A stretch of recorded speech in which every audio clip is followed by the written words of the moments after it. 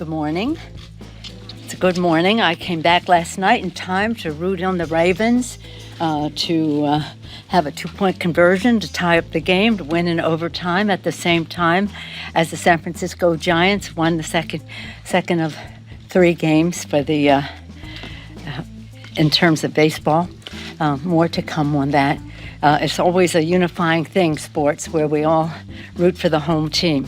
In my case, it's San Francisco and Baltimore as well. So let's, now that we've dispensed with the truly important in most people's lives, I want to just report on a very important visit that I had the end of last week and over the holiday weekend. As you may some of know, climate issue was my flagship issue when I was Speaker the first time, when President Bush was president, and we passed the biggest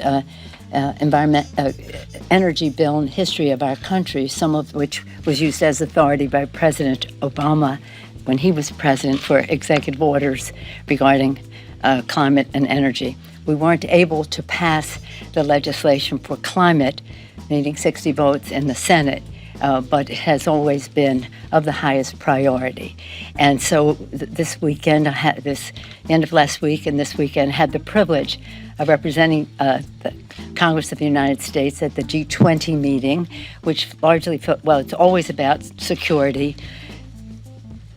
economy, and governance, specifically focused on COVID and climate in this case. And then in addition to being part of that opening, to also participate in the opening ceremonies of the pre-COP26 session of the legislators gathered there.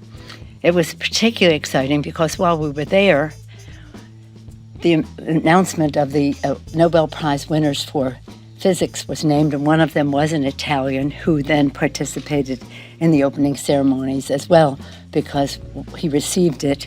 I won't try to describe it to you. Never try to describe why somebody gets a Nobel Prize in physics, but it relates to climate and his early understanding of how things are interconnected. George Parisi is his name, and it was such an honor to be on an opening ceremony with him, showing us a path for what we must do in addition to what we know from our experience, but knowing it from the standpoint of physics. It was interesting because every country is ready. We're all sort of measuring each other's commitment to meeting our emissions goals, and the president's is a strong one. Basically, what we said at this meeting is that America is back.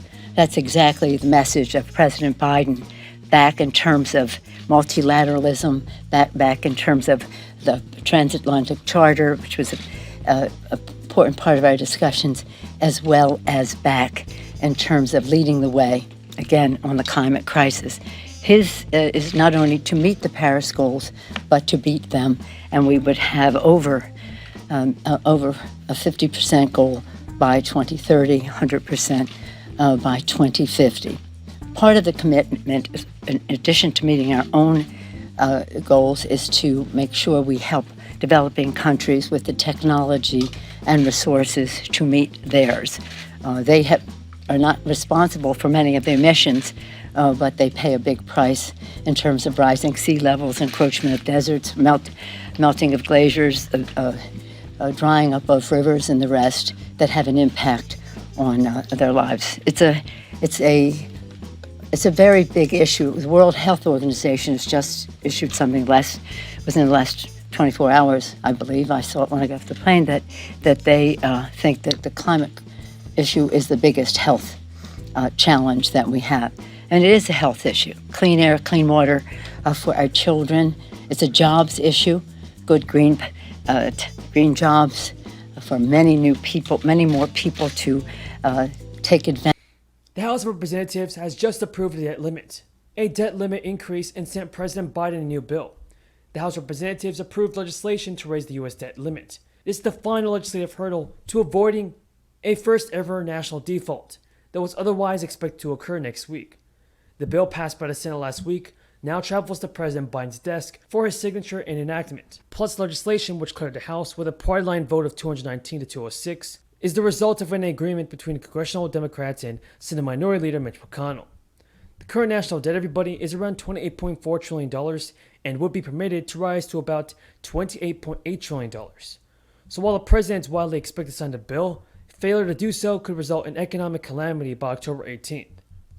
Now, Nancy Pelosi said during a press conference on Tuesday that debt ceiling suspensions or extensions do not authorize new government spending, but allow the Treasury Department to pay for appropriations that Congress has already approved. The debt limit extension is expected to allow the government to recover its expenses at least through December 3rd. Now, everybody, the debt limit agreement between McConnell and Chuck Schumer came as a breakthrough after weeks of negotiations. Republicans want Democrats to pass a longer-lasting borrowing limit to increase through budget reconciliation, and reconciliation would allow Democrats to pass a debt limit hike with a simple majority vote and circumvent a GOP filibuster. The GOP argues that the chore of extending the limit should rest with Democrats, since the Biden administration is attempting to use the same process to pass trillions of dollars in climate and anti-poverty spending. If McConnell stands by his threat to withhold Republican support, Democrats will be left with few options other than reconciliation, because the Senate is split 50-50. Most bills in the Senate require at least 60 votes thanks to the threat of a filibuster. Republicans believe the short-term ceiling deal will blind Democrats to a debt ceiling increase in December. McConnell claimed in extending his compromise to Democrats last week. By December, Biden, Schumer, and Nancy Pelosi will be unable to claim that they lacked enough time to manage both debt limit and their policy agenda. Now, the deadline for Californians, everybody, is to submit their 2020 tax return and be considered for a Golden State stimulus check that is quickly approaching. This Friday marks the last day that most Californians can turn in their taxes and still be eligible for a payment of up to $1,100. That's because the payments are primarily based off of last year's taxes, with one of the main qualifications being that the resident reported earnings between $1 and $75,000 last year.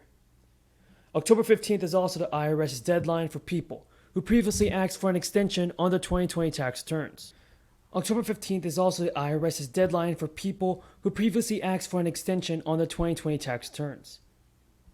Now, the Franchise Tax Board notes that Californians who apply for an ITIN number by October 15th will have an additional 4 months to file their state income taxes and still possibly be eligible for a Golden State stimulus payment. Under the second Golden State stimulus program, eligible Californians will receive a payment of $600 and an extra $500 if they claimed at least one dependent on their 2020 taxes. That's all the news in this video, folks. If you enjoyed, be sure to subscribe to my channel.